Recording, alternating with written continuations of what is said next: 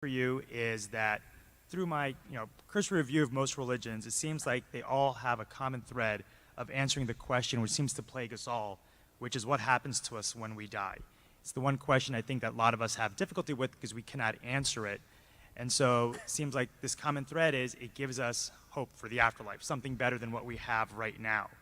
And I feel like a lot of religions, that what they do is they put forth codes or rules of conduct to help us live a good life so that we can achieve this afterlife. And so given this commonality, what makes you believe that Christianity is the correct or right religion?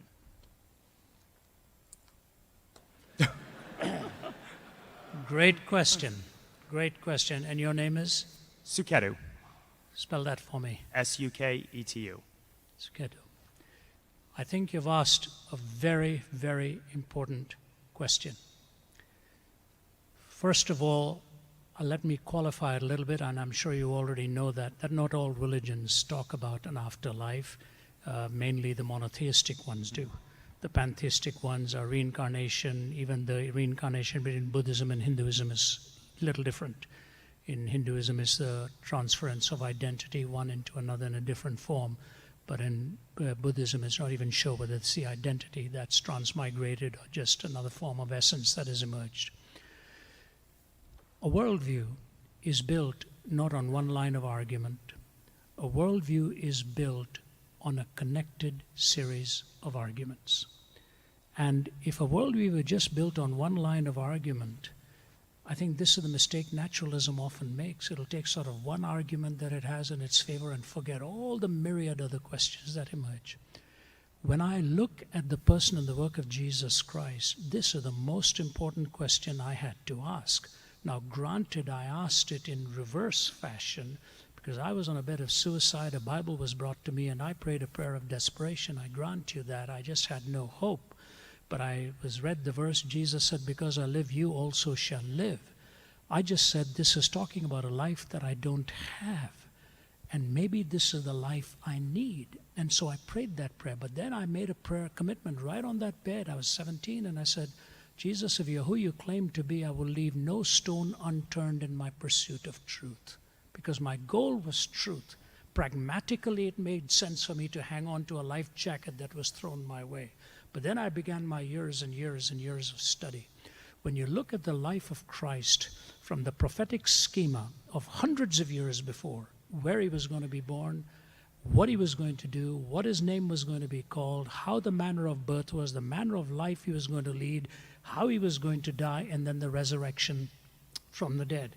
The uniqueness about the New Testament and Old Testament scriptures, it's not a single author, it's multiple authors.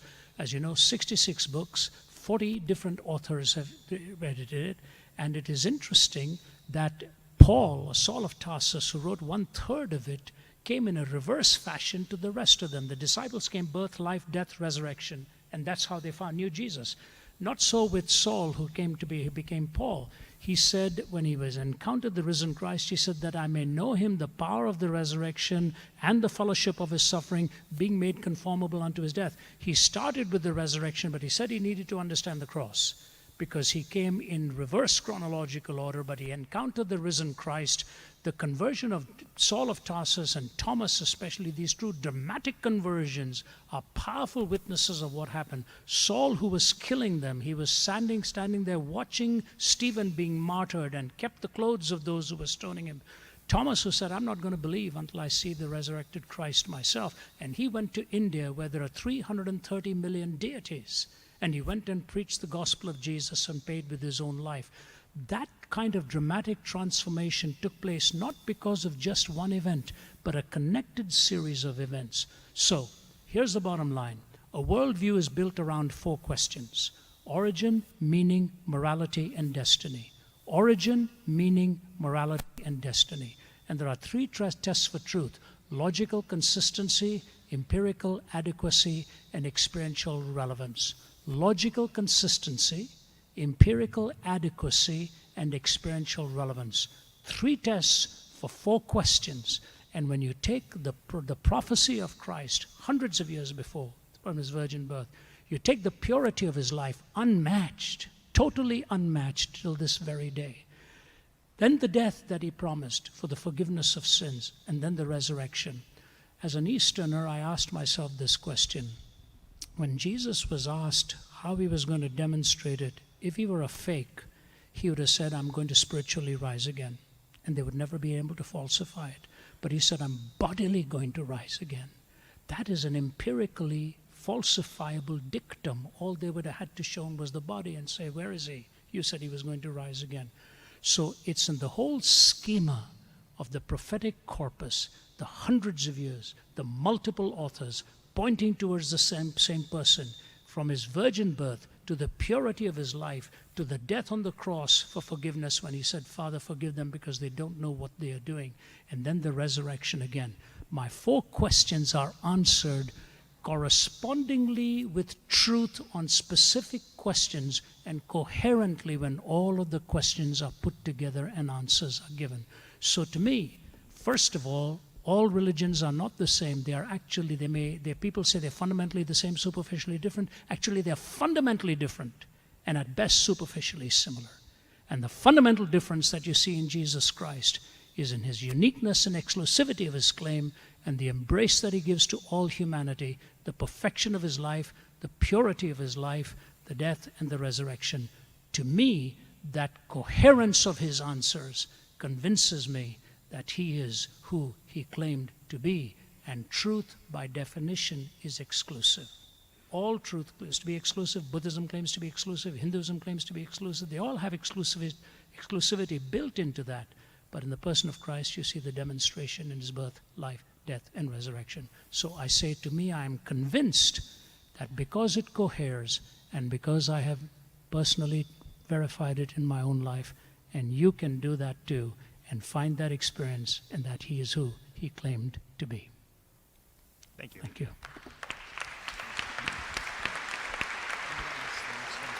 I'm going to ask the next one from Twitter. Just to add something that Ravi's already mentioned, but the resurrection was particularly key for me in my investigation of this. I was studying philosophy. It was very important to me not to have to take some blind leap of faith. And the fact that there was a publicly verifiable historical claim that I could look into was very, very important. And if you asked scholars 100 years ago, how did we come up with a Christian myth of the resurrection? They would have said, well, one person told the truth to this person, that person told this person, that person told this person, and a few generations down the line, we had a crazy myth of the resurrection.